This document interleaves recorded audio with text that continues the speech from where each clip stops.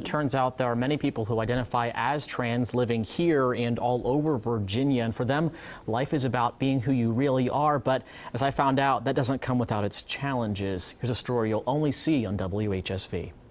We're just trying to be comfortable in our own skin, is really what it is.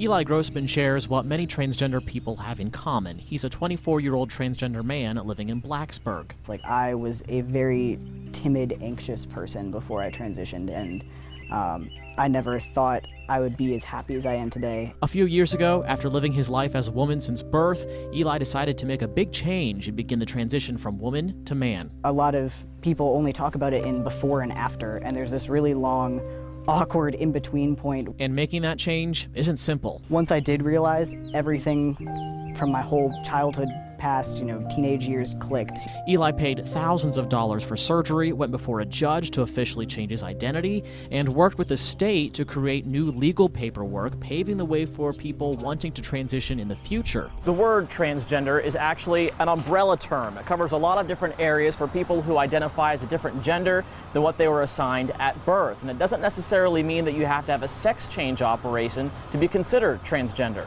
It's difficult for anyone to come out as LGB, and then when you get to the T, it's even more difficult. That's because other terms under that T umbrella include androgynous, transsexual, bigender, and genderqueer. Joanne Benjamin founded the Yes Alliance in Harrisonburg, a support group for Valley youth who identify as transgender. In local schools, we do hear stories of local youth who identify LGBT and transgender in specific who have faced bullying at school. Bullying being one reason Valley transgender teens or their parents would not speak with us on camera. Here are two of the comments we received upon asking for an interview. Quote, "I do not believe that exposing myself and my partner to the general public would be a good thing right now.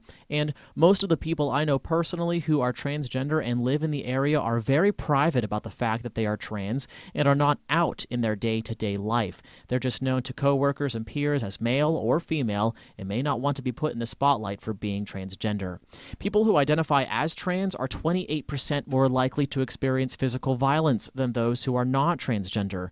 Just last month, a 15-year-old transgender teen was attacked in D.C. It's this violence that's always on Eli's mind." I'm very, very fortunate, and that is not the story for the majority of transgender people, unfortunately. Fortunately, there is help available in the Valley, not only for young people. We have more parents who are dealing with a transgender son or daughter who are coming to the meetings for just mutual support. Mark Mitchell leads a local group that educates parents, friends, and families of those who have transgender loved ones. It's called PFLAG and helps families from across the Valley. It's a way to sit in a room and have a discussion that's going to be held confidential. And confidentiality is important to many, considering how vulnerable the transgender population still is in Virginia. It's legal for me to be fired or not hired for being transgender. Something he, Mark, and Joanne are all fighting to turn around. They've actually had some local success, too, after a change at JMU earlier this year. We were thrilled to find out that they had included gender identity in the non-discrimination policy, so that will protect JMU employees from discrimination on the basis of gender identity. Despite the progress, there's still a lot of teaching to do. I'm glad to be able to make it easier for those to come after me. Something all these leaders are working hard in our community to do. And of course, there are resources available on our website, WHSV.com/only on WHSV. There you can find the extended interview that I had with Eli and other resources available to friends and family.